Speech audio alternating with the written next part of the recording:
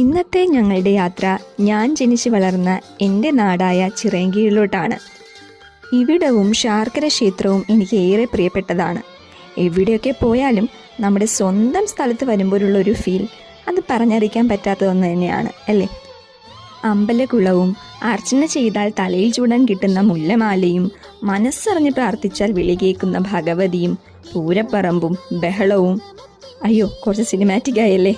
പക്ഷേ ഇതൊക്കെയാണ് കേട്ടോ എൻ്റെ ബാല്യകാല ഓർമ്മകൾ.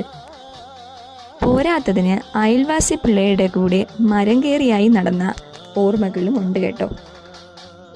ഇവിടെ ശാർക്കര ക്ഷേത്രത്തിൽ വർഷത്തിൽ ഒരിക്കലുള്ള മീനഭരണി ഉത്സവം ഞങ്ങൾ ചിറയൻകീഴുകാർക്ക് ഏറെ പ്രിയപ്പെട്ടതാണ് കേട്ടോ. ശാർക്കര അമ്പലപ്പറമ്പ് അത്യാവശ്യം വലുതാണ്. കുഞ്ഞിലെ തേർഡ് ടേം എക്സാം കഴിഞ്ഞ് നിൽക്കുമ്പോൾ സമ്മർ വെക്കേഷൻ തുടങ്ങുന്ന സമയം ഈ അമ്പലപ്പറമ്പ് നിറയെ പലതരം കടകൾ കൊണ്ട് നിറയും. എൻ്റെയും എൻ്റെ ചേച്ചിയുടെയും കുഞ്ഞിലത്തെ വണ്ടർലായൊക്കെ ഇവിടെ ഉത്സവത്തിൻ്റെ ഭാഗമായി വരുന്ന പാർക്കായിരുന്നു. ആ ഒരു സമയം മാത്രമാണ് എൻ്റെ ഓർമ്മയിൽ വീട്ടിൽ കരിമ്പും തണ്ണിമത്തനുമൊക്കെ വാങ്ങിയിരുന്നത്. അതുകൊണ്ട് തന്നെ ശാർക്കര ഭരണി മധുരിക്കുന്ന ഓർമ്മയാണ്. ബലൂണും കളിപ്പാട്ടങ്ങളും വളയും കമ്മലും അങ്ങനെ ഉപ്പ് തൊട്ട് കർപ്പൂരം വരെ പറമ്പിൽ കറങ്ങി നടന്ന് നോക്കാൻ തന്നെ നല്ല രസമാണ്.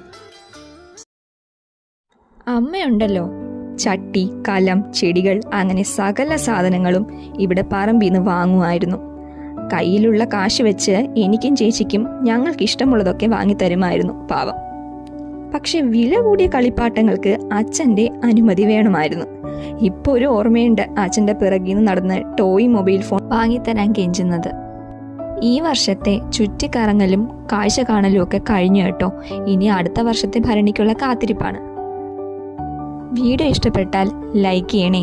ചാനൽ ആദ്യമായി കാണുവാണെങ്കിൽ സബ്സ്ക്രൈബും ചെയ്തേക്കണേ.